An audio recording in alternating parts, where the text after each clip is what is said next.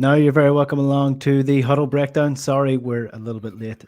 Paul, you see Paul's comment? Planned. I love it. Yes, Paul Dwight comes in with these guys are later than a Graham Souness tackle. So, yeah, we're just about 9 minutes late. So that my fault. I apologize.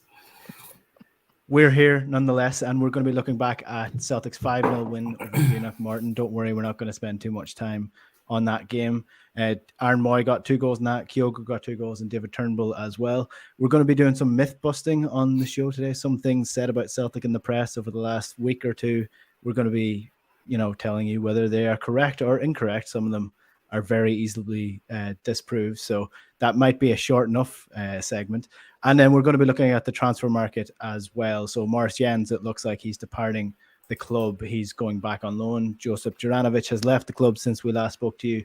And it looks like Celtic have agreed a deal for a new striker as well. So without further ado, I'm going to be in the company of these two men as always. And that's Juco James and Alan Morrison. You've heard them already. But gentlemen, how are you getting on?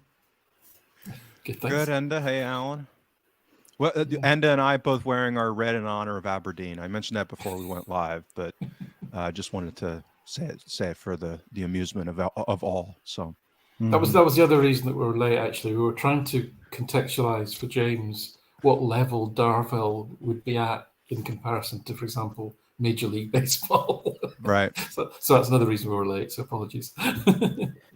Yeah, bad result for Jim Goodwin and Liam Scales last night. It has to be said. The Irish contingent at Aberdeen, it's not a good night. Not a good night at all for them. But we move on. We'll ignore the Aberdeen result.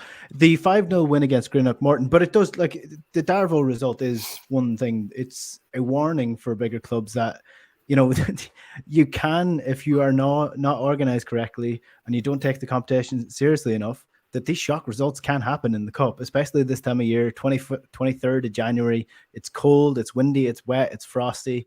And these results can happen against these clubs. Thankfully, it didn't happen to Celtic. Celtic were utterly dominant against Greenock Morton at the weekend.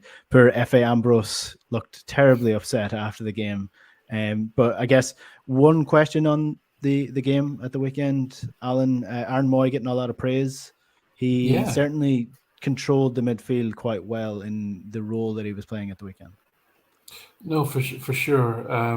And, I put up something on Twitter today. He's now up to 10 goals and assists this season. And I don't think any of us would have thought that he would be in the sort of top 10 scoring contributors so far this season. He's had a couple of penalties, obviously. And again, to see him step up and take the responsibility of taking the penalties. I mean, he apart from Joe Hart, obviously, he is the senior pro on the team after Hart, and obviously World Cup player. So he's stepping up, he's taking responsibility, but he's also contributing. I mean, I can't remember how many shots he had against Morton. I'm just checking now. It must have been a ridiculous number of shots. I think it was about 7 shots he had against Morton, and they all seem to be in the same position, sort of central to the goal, not very far out.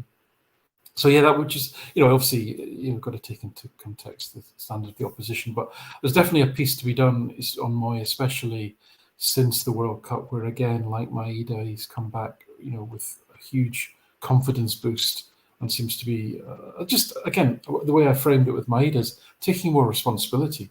Maeda's trying more tricky and difficult things.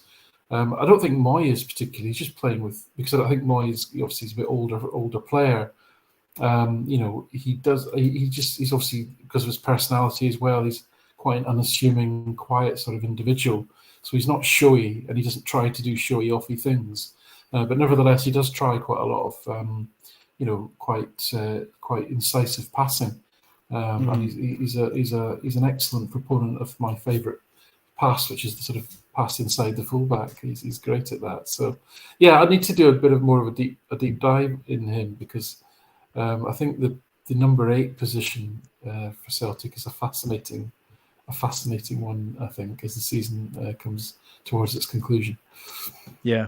And James, look, I know that we spoke about Aaron Moy when he first came in, and I think most people saw him as a stopgap, to be not so kind to him. And I guess in many ways he still is, because he is not the future of Celtic's midfield. In 5 years' time, he will not be playing centre midfield for Celtic. But what you're on mute. What he does prove, though, is that Celtic have gone into the market for several types of players. Some have been younger, some have been older. But what a lot of them have in common is something that Ange mentioned, and that is people who have something to prove, not to the extent where they're coming up, all guns blazing, but that some people might not think that they still have it in the tank, or that they have had a couple of bad seasons and that they're not good enough anymore. And he's come in, given them almost a second chance, got them fit, got them into a structured sort of environment. And the likes of Moy is thriving at the minute under that. Without a doubt. I think that we'll get to it probably in the myth busting section, Mr. Producer, because there's a similar concept that I'll probably revert back to, which is how do you properly benchmark, and depending on what your reference point is, right? How does it translate when you switch benchmarks? So there's no question. I was not a fan of his signing relative to the idea of us upgrading our ability to compete in Europe, particularly in the role of this like attacking 8 in a 4-3-3, right? So if he was going to be the backup to McGregor as the number 6, again, not my ideal, but that makes some sense. I could see that, but he doesn't play that way. He doesn't play as an attacking 8 in a guns blazing attacking system for Australia. Right. So when people say, oh, he's a World Cup player. Yeah, he's not a World Cup attacking 8 in an attacking team. Right. So these roles and how you play. So, is he doing an incredibly good job playing against lower level opposition domestically? Yes, because he's a really good player. Right. I mean, he's technically really gifted. He's very intelligent. His movements, great. But you also see flashes at times. You see these glimpses just athletically, even at a team like Greenock. Where he just isn't quite there from a quickness and a speed perspective, and those are the problems, right? Again, depending on what your benchmark is, he's fine in a lot of contexts, but then when that issue of athleticism ramps up, and he's the attacking 8 and supposed to get back defensively in transition when we lose possession. I mean, again, it's how does this stuff translate in my mind? So I would expect him to be a dominant level type of player against most domestic opposition because he's a really good player. He's very talented. And this is different than a James McCarthy situation. I said that when he was signed. I mean, McCarthy just, in a lot of different ways, made no sense at all. And whereas, there's some nuance to Moy's circumstances that, I think make him a far more viable player at Celtic. I love watching him play. I get to Alan's point. I mean, he's a fun guy to watch because of he's so talented on the ball in many ways. And people moan about the backwards and sideward he's passing at times, but I think his ability to keep possession. I mentioned this with Iwata too, and looking at him initially, is that that ability to keep possession in that role. And have some kind of creative ability with that is very valuable. And I think that's where he really excels. Mm-hmm. James, sorry, just to come back on that point about athleticism. I mean, obviously he's not the quickest guy, but one of the things that he does to mitigate that lack of athleticism is he's got that what I call physical intelligence, and that means that under pressure he's very good at keeping his balance and keeping the ball. That's one of the first things I look at when I think, can a player play at a high level? Because the higher level you go, the more pressure you're going to be put under more quickly. And what encourages me about Moy and Alistair Johnston and Iwata is they all look like players that if you give them the ball and they're under severe physical pressure, they've got strength and balance and technical ability to control the ball. That's what you need in Europe to maintain some semblance of possession and control. So for those 3 reasons, I think that makes Celtic a more secure team potentially at that level. Yeah, agrees. Yeah, exactly. Well, I mean, John McGinn's got his big Kenny Dalglish ass, isn't it? It sticks out, which is fantastic. That's another way of doing it. But Moy's just got this ability to maintain his balance and his strength is sufficient, even though he doesn't look like a particularly strong guy. And Alistair Johnson, as I say, because of his ice hockey training, he's obviously used to taking hits at pace on ice, right? So that kind of teaches you to keep your balance quite well, I think. And I like that. I mean, it might sound like quite a minor point, but actually, to me, that one thing differentiates people at a higher level, I think, because otherwise you're just turning the ball over all the time. Well, as much as it is a physical thing, it's also a mental thing that he has confidence in his own ability, that if there are three men around him, he still is calm in possession and knows what he's capable of doing and picking out a pass rather than just, lumping it out of play or taking the very safe option. But we'll move on from Aaron Moy because there was another player that we wanted to talk about before we move on to the rest of the show, and that is Yuki Kobayashi, because he was on the team sheet for the game at the weekend, and he looks like now with Maurice Jenz leaving the club that he's going to be either the replacement to Starfelt, the backup to Starfelt, the person competing with Starfelt for the number one jersey at left centre back, or the person who indeed is starting there. So Alan, I know you wanted to talk about him. What have you been noticing most about him in his early days at Celtic?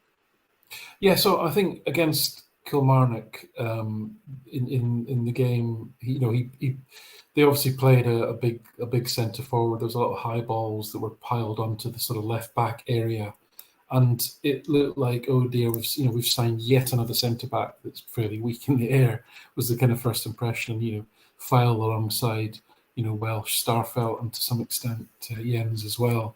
We just still. I mean, Carter Vickers is good in the air, and he generally wins challenges because he uses that physical intelligence I talked about to maneuver people out of the way rather than any sort of great aerial prowess that he has. And Kobayashi was kind of bullied in a lot of aerial challenges in that initial game. That was the sort of negatives. The positives were very much how comfortable he was on possession and the sort of the novelty of seeing somebody playing off the left side from left centre back. I can't remember. I mean, I'm even going back as far as maybe Darren O'Day to think of the last Celtic centre half that was actually left-footed and played on the left side. I genuinely can't remember. I'm sure somebody in the comments will correct us. But he played 33 pack passes in that game, which is an incredible amount and was sort of 12 more than anybody else. Now, this is where context is important. None of them were particularly extravagant or particularly difficult passes.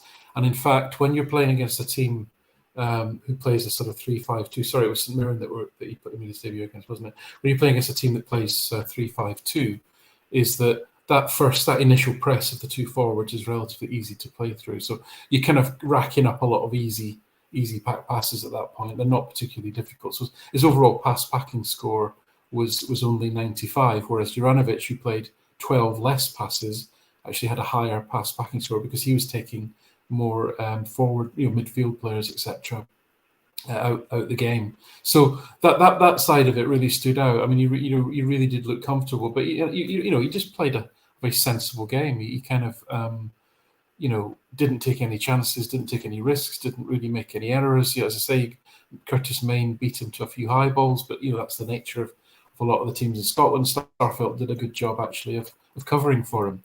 But then in the game against Morton, and again, Morton, although he had a tall centre forward, he wasn't a particularly physical one.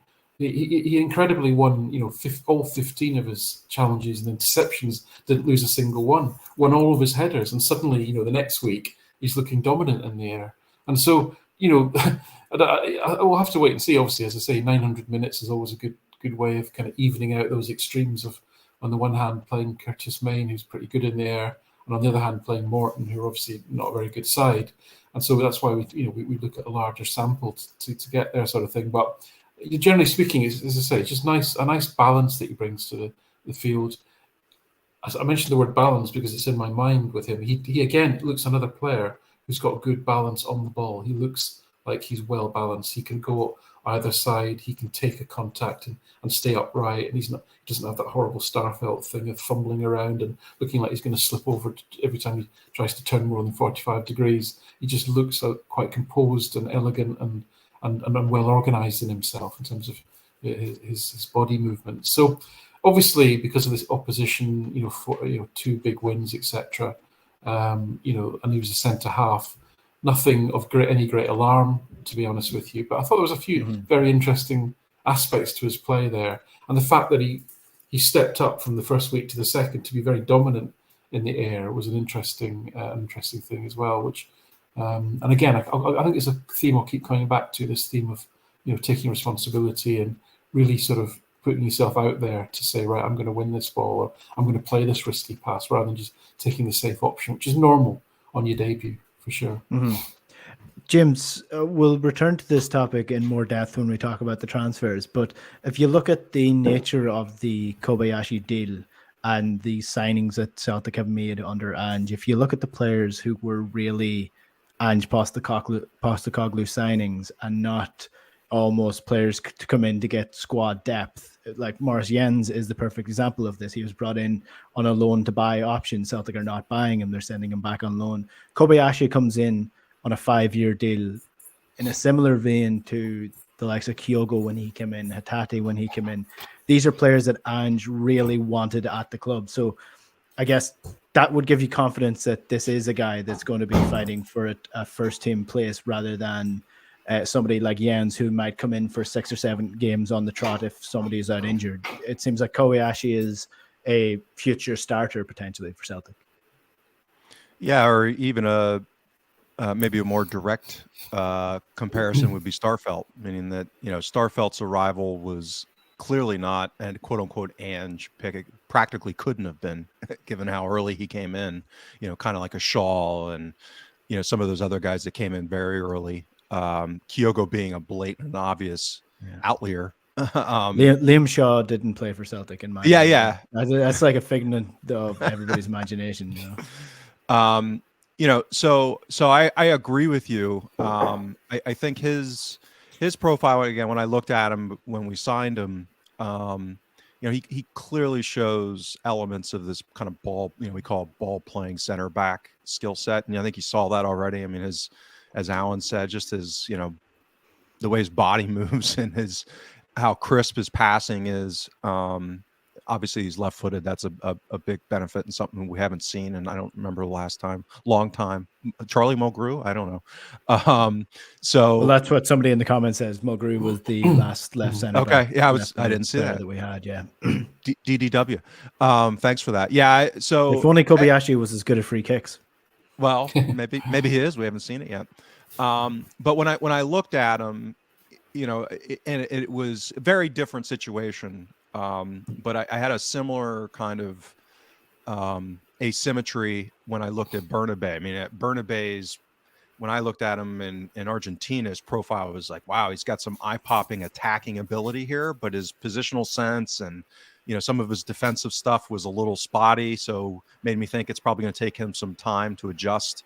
I don't think Kobayashi's to that degree, but I think if I'm going to tilt it, that probably is where I would have the questions, is on the defensive side, because on the ball, I think he looks really good. I'll see, decision making, obviously his age, how that comes down. Some of the same conversation that we've had with Hatate. It's, how does that kind of scale against better opposition when he's making those more aggressive passes, and how does that all kind of play out and fall out? But I think domestically he'll be really, really good. And again, back to this idea of balance and having another center back that's really good or at least competent on the ball, can carry the ball and do something with it as he carries it 20, 30, 40 yards, and not kind of just, as I joke, do the curly shuffle as Starfelt is apt to do.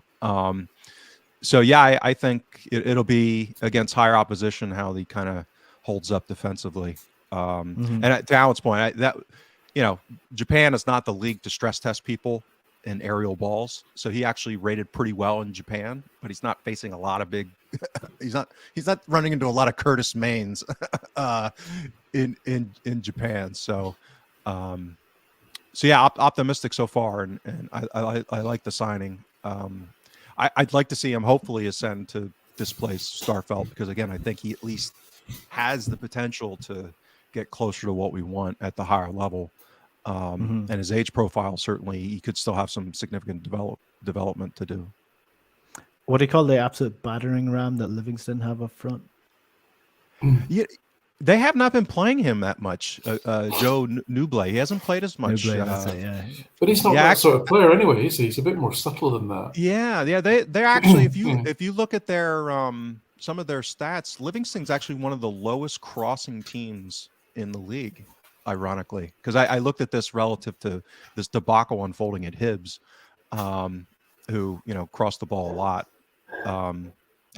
Guess which team crosses the most on a percentage basis in their box entries in the league? On a percentage basis, in terms of, I mean, all the balls they put into the box, how many on a percentage basis are aerial, like high crosses? I would have thought the Rangers wouldn't be too far away. Yeah, they are top by a significant number, which is not a good sign for them. They're still playing high and wide fullbacks, so that would make sense. About 3 years behind the curve there in terms of what's happening in football, but we're not here to take pot shots. They'll probably change because they've just signed a number 10, and I think that's only about the 5th number 10 they've got in the team. So maybe they'll change the way they play. I don't know. Right, well, that brings us on to nicely to our myth busting section, which I should have like a nice little jingle for this. But come on, producer, earn your pay. Mickey Beale has been having a few pot shots at Celtic over the last number of weeks. He just cannot seem to talking about Celtic at the minute. They have signed Todd Cantwell, another player who comes from the Championship, who was really good for a while, but isn't so good anymore, and is joining on a fairly hefty fee, probably hefty enough wages, and they're not really selling anybody in order to bring him in. Not a lot of fee, but it's like 125 grand over 4 transfer windows. So what does that tell you? I mean, who splits 125 grand over 4 transfer windows? But his wages, anyway. I mean, you're right. His wages at Norwich were something around the sort of 15 to 20k a week mark. So he's not going to go for less money, is he? Yeah, exactly. So anyway, Mickey Beale was talking about Celtic, and he said twice, he'd actually doubled down on the fact that he said that Ange has been quite lucky at Celtic because he is quite a big transfer budget to work with and has brought in loads of different players. He's not technically incorrect in what he's saying here. Celtic have brought in a lot of players over the last number of years, but they've also sold a hell of a lot of players as well here, Alan. Can we talk about the Celtic are lucky aspect of it? Because I believe in life, you make a lot of your own luck. And in this situation, this is what Celtic have done. They've made their own luck in this scenario by being sensible in the transfer market. I mean, this is a classic case of, somebody coming, because you could pick up any point in time to make whatever point you want and say, since this date, you've spent this and we've spent that, right? And depending on what start date you pick, you can tell a different story, right? So that's a load of nonsense. I mean, he actually mentioned Gerrard, and it wasn't difficult to point out that actually, if you look at Gerrard, although Gerrard spent around about 33 million over 3 years, well, probably actually more like 36 million over the sort of 3 and a bit years that he was there, but they only brought in 21, but that was virtually all money that they brought in when they sold Bassi and Aribo and so forth in the last few months. And yes, and Celtic in that same sort of period have spent significantly more in terms of sort of nearly 60 million, but they've brought in nearly 100 million in transfer fees, and that's what you call a player trading model. Not doing something for 6 months and then declaring that you've cracked it and that you've invented this player trading model concept. You've got to be doing it for years to get to there. But see, if you want to talk timeframes, so a couple of things, right? All of the obvious. If you're a journalist, and Enda, I'm sure this was on the tip of your tongue, when Mickey Rookie was rabbiting on about all this stuff, the obvious question that should have been asked of him is, are you saying, all this money that's, are you saying you don't have money to spend? That's the obvious question. right? It should have been asked. Are you saying you don't have money to spend? You're making a big deal about spending money. You're seemingly complaining that Celtic have spent a lot of money. Are you saying you don't have money to spend? You know, Gerrard was told his budget in November, before November, and he was gone within weeks down to the Premier League because he was told he had to sell to buy. And Van Bronckhorst came out actually ashen-faced after being hammered by Ajax. Was it the 5-0 win against, or loss against Liverpool? The 4-0 defeat in Amsterdam. The window had closed. He hadn't been given any money to strengthen the squad, and he said there isn't millions in the account, right? So you know, and he was gone within weeks, right? So what they've got now, I guess, is probably a manager who understands the budget constraints he has to work with, but he's making his point that if he doesn't win, then you know he's getting his excuses in early. But as I say, what the obvious thing to have done journalistically was to ask the follow-up questions of, are you saying there's no money for you to spend? Because that's really what this is about.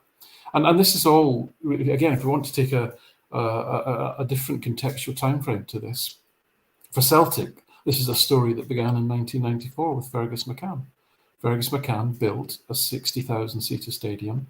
He filled it, and he put in place a season ticket advantage of just under 10,000, which, when you translate that into money, if you think about how much an average person spends at a game, and then you think about the differential in season ticket sales of about, as I say, 9,500 fans. So 9,500 extra fans playing for season tickets, plus the additional capacity of match day income. Basically, Celtic are starting each and every season with around about a 10 million advantage, right? And that's one of the reasons. That's one of the reasons why we had the EBTs, because it was their effort to try and bridge the gap that existed that Fergus McCann built between the two clubs. So the reason I'm mentioning all this is because they threw everything. Gerrard spent a fortune in relative to the amount of income and revenue that they generate. But more importantly than that, more importantly than the transfer money he spent, he saddled them with a wage bill, because a wage bill isn't for Christmas, it's for years, right? He saddled them with a wage bill that even in their most successful year in either franchise's history, when they had the largest transfer sales they'll likely ever get, they made a loss. I need to process that for a minute. Think about next season, when the revenues are going to be significantly less, because they will have at least 4 or 5 less home games. And obviously although they got to the Champions League group stages, which is broadly equivalent to getting to the Europa League final, you won't get all the different add-ons and all the different match day income. So their revenues are going to be significantly lower than they were last year, but their cost base is the same. And they made a loss last year, right? So this is, again, a loss-making business. And you know, with UEFA sustainability rules coming into effect from now, these things are under greater and greater scrutiny. And you have to project forward over a number of years to say, can we sustain our cost base such that the estimate of revenues coming in are going to keep us within this 90, 80, 70 wages to turnover ratio for a start, and we're not relying on director loans like they have done since their existence, or since the IPO money was exited from the company. They've existed on director loans because that isn't, I believe that's not classified as football income. That's the story behind what he's saying, and that's the story that nobody will talk about in the press. Well, I think it's interesting as well that the model that Rangers have at the minute is one of very much fan-based investors. So the investors that are currently propping the club up are fans of the club. And the Gerrard thing, I know that... Or business people. Yeah, I know that 10 in a row was such a big thing in Scotland, and it always will be.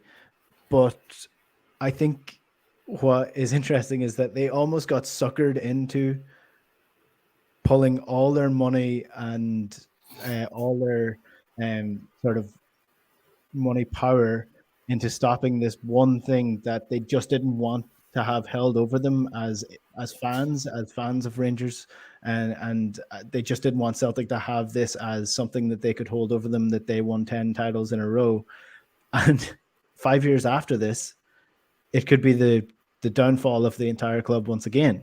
If things start to or continue to go in the way that they are going, in terms of, firstly, Celtic dominant and domestically again because they got a sensible guy in. Secondly, Celtic are in a much better financial position because they're on an even keel every single year when it comes to their finances. And third, the financial market is closing up when it comes to football, especially these smaller leagues. So that 10 in a row stop might go down in history as, Steven Gerrard's legacy, but it also might be the thing that puts the nail in the coffin for the second time.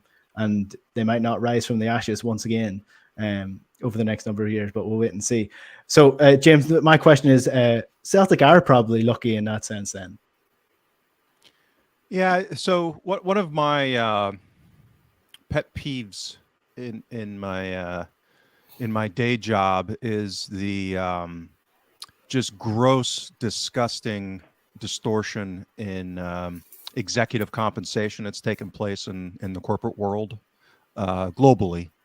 And a lot of it has to do with bad benchmarking, right? It's the old boys club. Everyone serves on each other's compensation committee boards that are all independent. And this is how we end up. And, all this, they don't account for stock-based compensation. So when they issue all these stock grants to these executives, they don't expense that. And they report their earnings excluding that. And then they buy back the stock so they don't dilute shareholders. It's a whole, like everything you read about Wall Street being scumbags, and it's all true. And that's how you get this kind of mediocre management class making 300 times the average worker. Well, one of the reasons why I have a bugaboo about benchmarking is that kind of thing. And Celtic's benchmarking, I mean, when you benchmark domestically, it's just a bad benchmark. I mean, Rangers have been a basket case with player trading. All of the clubs domestically have been a basket case. So when you're one of the top paid football executives in the UK, as our former CEO was, what benchmark are you going to point towards? You're not going to pick Benfica and Porto and Ajax. You're going to look at Rangers and Aberdeen and Hibs. And of course, relative to those basket cases, Celtic look like they're freaking Einstein at player trading. And this is why I shared one of the graphics I put together. I mean, and people get pulled obviously right to the top of the charts, Benfica and do those clubs have very specific, almost like intellectual property, tapping into the South American market, of course.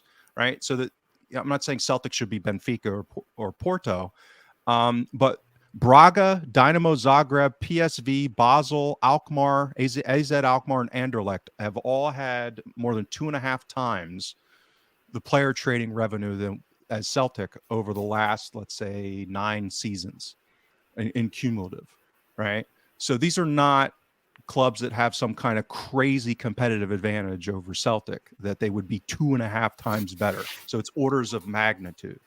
Right. So I wanted to say that first, because we always get caught up in this Rangers reference point. And are we better than? Of course, we're better than at player trading, but that's not a high hurdle. That's a relative game, not an absolute game. So James, sorry to interrupt. I think we're allowed to be frustrated at two things at the same time, right? So what I articulated is the utter lack of scrutiny and interrogation of what goes on at Ibrox by the Scottish press. Agreed with that 100%. And what you're going on about is actually the fact that Celtic have got a reasonable player trading model, but it's against the wrong benchmark, and therefore, if you apply it to a more realistic benchmark, it isn't actually that great. Both of those things can be true at the same time. 100%. So I wanted to get that off of my chest again, because we fall back into this. Because Beal says this ridiculous comment that all of a sudden the only thing that matters is that we're better than Rangers in player trading. And that, to me, is, missing the forest for the trees, big picture.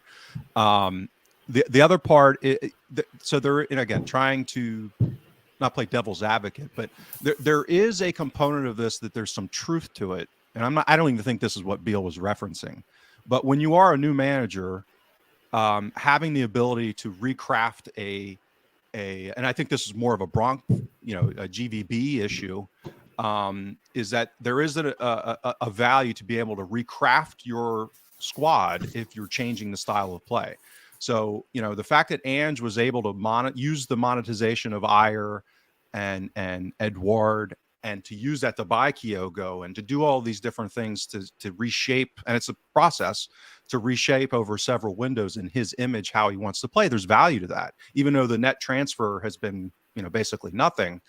That turnover, because we changed how we play, there's value to that, right? I think that doesn't hold up for Beal, because for the most part, they haven't had a lot of ins and outs, and most of it was for, is he going to be somewhat different than Gerrard? Of course, but it's not like we're talking, apples and oranges here. Again, I think GVB would probably have the bigger gripe there from a lack of being able to recraft.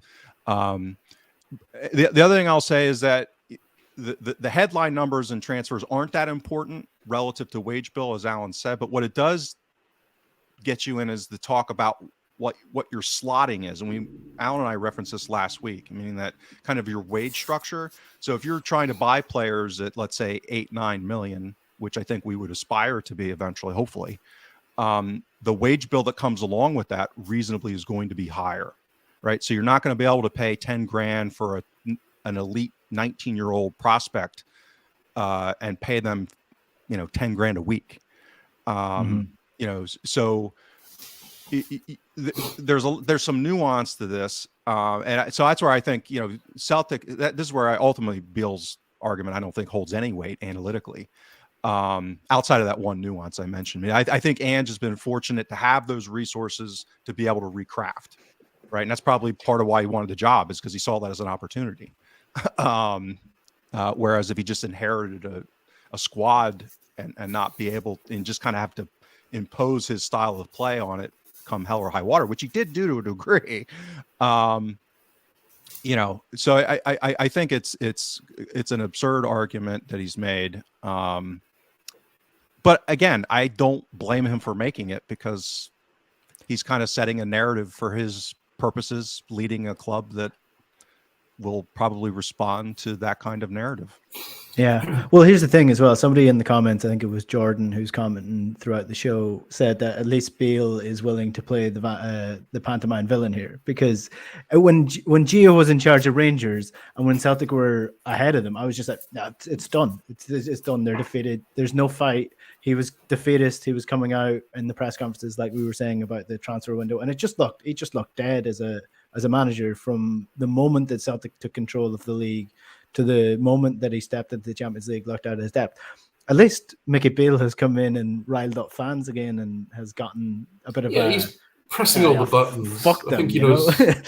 He knows how, but if you just look at, there's a way to behave, there's a way to conduct yourself if you're a manager of a football club, because whatever you say will inevitably be used against you at some point in the future. And the more you say, the more ammunition there is. And the guy, like you said, and he just cannot stop whap it on. So he just needs to kind of get on with his job, really, and just shut up for a while, because to James's point, I mean, Van Bronckhorst never got to really shape Gerrard's squad in the way he wanted to play. He was always trying to shift the way that the players played without actually changing the players.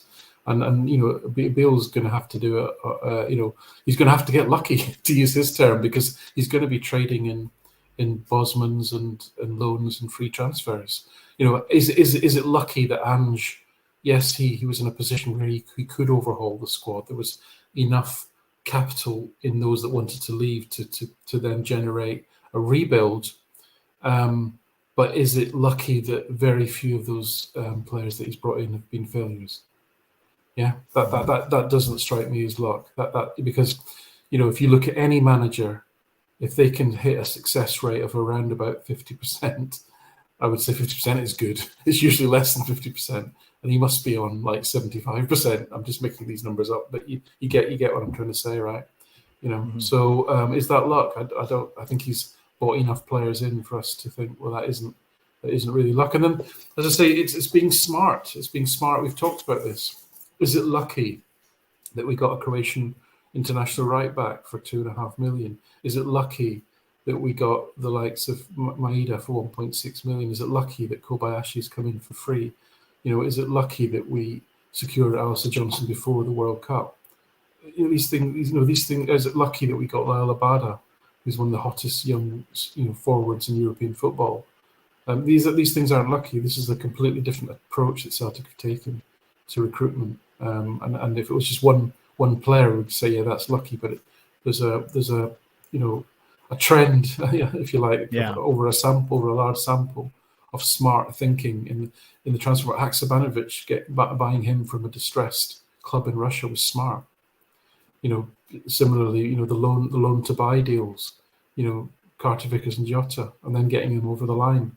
Abelgar and Jenz hasn't worked out, but what's the cost to Celtic? It's minimal for two fairly experienced players. So that all suggests a massive turnaround in how smart Celtic are being. Now, to James's point, we're still not smart enough, and that's the goal. That's where we need to get to. Always room for improvement. I did want to spend a little bit more time on the myth busting. There is just a second one that I had, and that is Chris Commons saying that Celtic don't rotate enough. And I'm going to dispel that very quickly. Celtic have rotated more than any other club in the SPFL this season. So yeah, that's just not true. So I don't know where. And if you want a number on that, so. On average, this is across all competitions, on average, Postecoglou's made 3.8 changes to his lineup each and every game. So that's 3.8. I only looked at one season for Rodgers. I looked at the Invincible season, and he made 2.8 changes per lineup. So that's only one difference, but that's every single game. So actually, that's a significant difference in terms of Postecoglou's far more rotational than Rodgers was. I don't have a problem with bad punditry because God knows I've been guilty of it myself. But what I do have a problem with is bad punditry that's easily disproven as complete bollocks. Like, I mean, don't be wrong about something that somebody can prove within 20 minutes of research. That's just one thing that really annoys me. But we'll finish off with the transfer market because, I mean, this all fits into a broader topic of what Celtic do and don't do in the transfer market. Maurice Jenz looks to be returning to his home club. The loan is being called up early. Celtic have enough balance in the defence that they seem to be happy enough to let him go back. Juranovic has left the club for £10 million to Union Berlin in the Bundesliga. And it looks like Celtic have a striker coming in as well.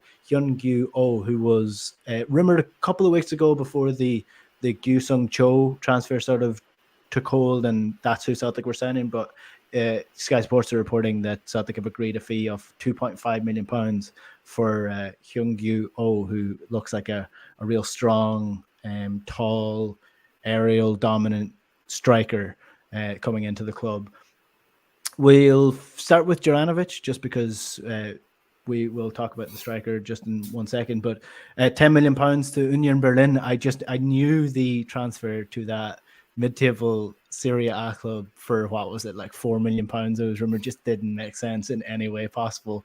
But I mean, I guess this is a good move for the player and for Celtic as well. It's a decent fee, probably not what me and a lot of other Celtic fans would have hoped to get for him, but he's moving to a good club with a good fan base who are playing in the Champions League. For the final 5-6 years he has at top level football, he'll be playing for probably a Champions League club with big wages. I mean, it just makes sense here, guys. Yeah, I mean, to me, this is exactly what a player trading model should do, meaning that it should be a win-win for all involved. And to me, that's what's happened here. So we got a good player for his time at the club, was productive by all accounts, was a good teammate. And then his career is advanced so he can move on, right? So this is the idea of not being a top tier team in that elite, Champions League level, i.e. pot 1, pot 2. Pretty much everyone else is in the business of trying to do that. And so to me, this is a something to rejoice in and be happy about. and a good sign, as Alan said. I mean, this is where, clubs get reputations and amongst the people in the industry about furthering people's careers, right? So this is all about self-interest. No one's doing any of this stuff for charity. So the more that you can do that and get a track record of it and get a reputation of it, the better. And so yeah, I think it's a great thing to see. And the fact that we've gone about building depth and quality depth to replace him, again, that's all part of this picture of a better run operation. Yeah, and I guess the key example of this, James or Alan, is the Frimpong transfer from last season or a couple of seasons ago, where we let him go to Bayer Leverkusen, and suddenly we're like, oh shit, we don't have a right back at the minute. Let's get John Joe Kenny in from Everton on loan, and that was our solution. Whereas now, as you say, we have Alistair Johnson. He's come in. He's already bedded into the team. He's looks like a really good player, by the way, and the replacement's there, so it makes total sense to get this transfer over the line. Yeah, I mean, and Kenny was amazing, by the way, so that was a good outcome in the end. But so listen, as James says, it's the only regret it's tinged with is my understanding is that the legacy from Don Mackay's very short reign is that those early transfers that Celtic brought in. So I'm talking about him, Giakoumakis, and probably McCarthy as well. He pretty much took it upon himself to negotiate these contracts. Not a person who was familiar with doing this, experience, and therefore, although there weren't explicit buyout clauses, it was a complicated picture.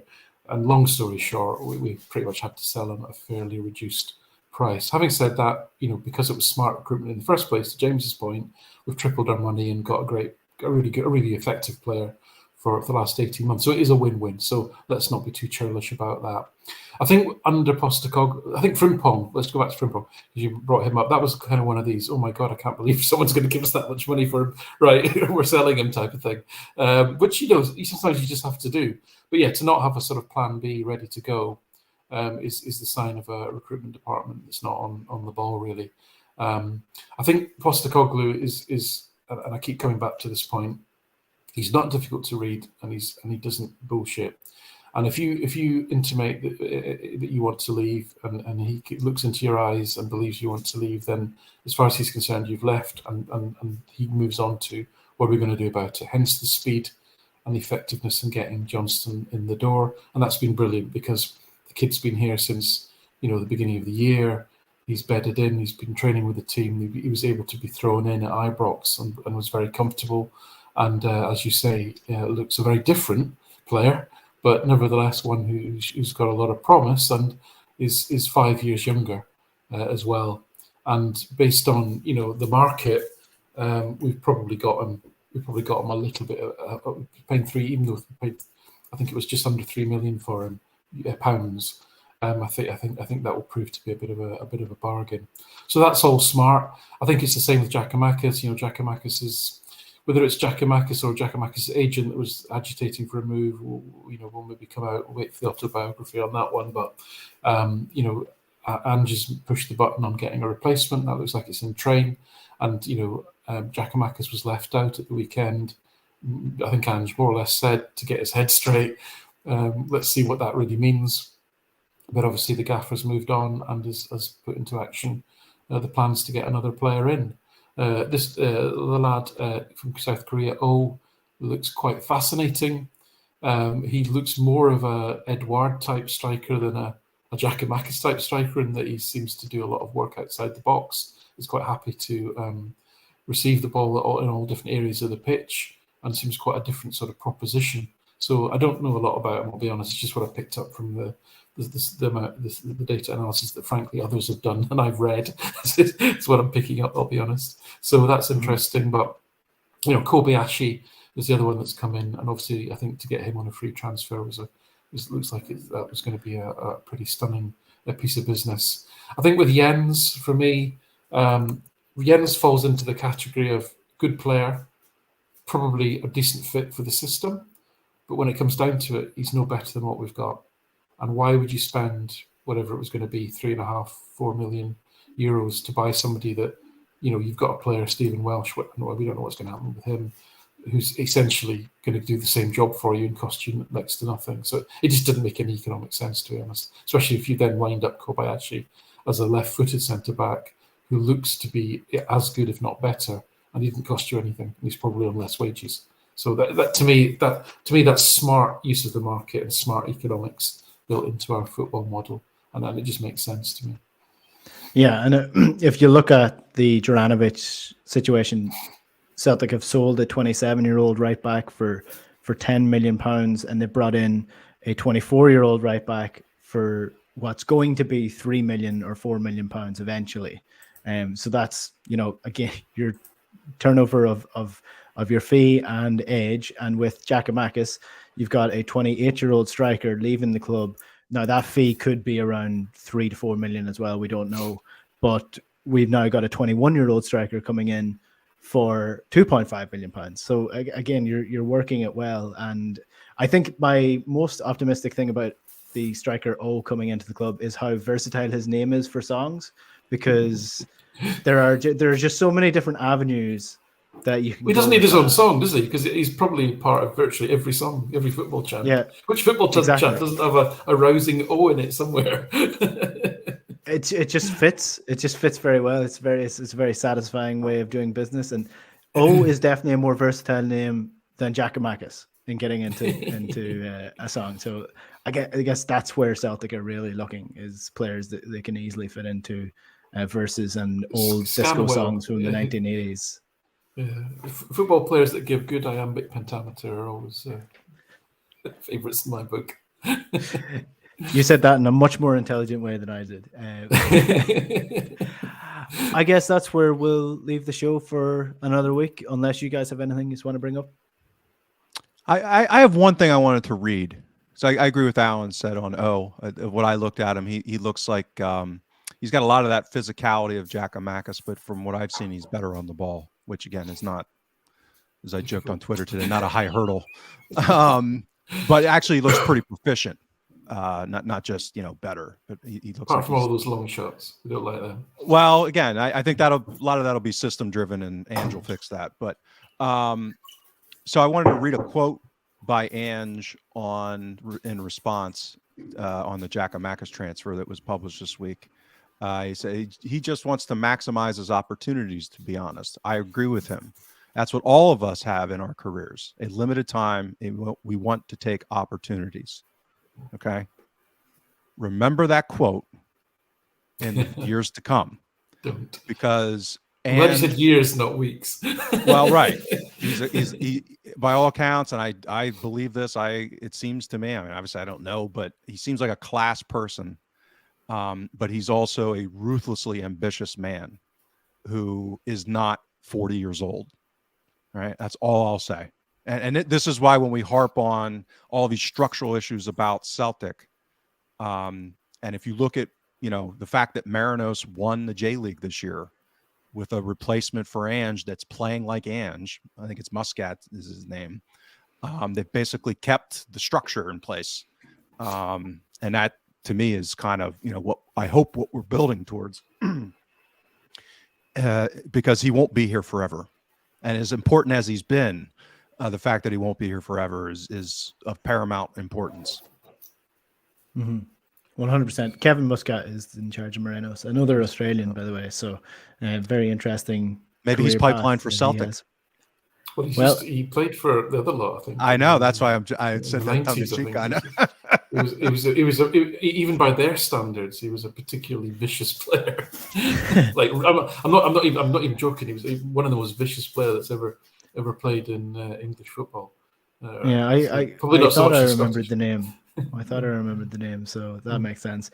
Look, we will always put the fear of Ange leaving the club to the back of our minds, but yeah, it is totally something that we need to do. Is that to set up for the post Ange period at Celtic. The quicker that we have that person in mind, probably the better, in my opinion, because God knows, look at Everton, for example. I mean, there's a lot of shit show clubs out there with a lot of money that with a good manager in place and a good structure in place that they could do great things. So I guess that's what Ange wants to do. He wants to do great things. Hopefully those great things come with Celtic first before he goes on and does them elsewhere. But we shall wait and see. That's where we will park it for today. Thanks to Alan and James as always, and thanks to you for listening and watching. If you're watching on YouTube, do be sure to hit the like button and subscribe to the channel as well if you're not subscribed, and do keep the comments coming as well. If you want to get this podcast, it's on iTunes or Spotify or wherever you get your podcasts, and it's available every single week, all for free as well. So drop us a follow on Twitter if you want to see more of us. That's at Huddle Breakdown, and we will chat to you next week. Good luck.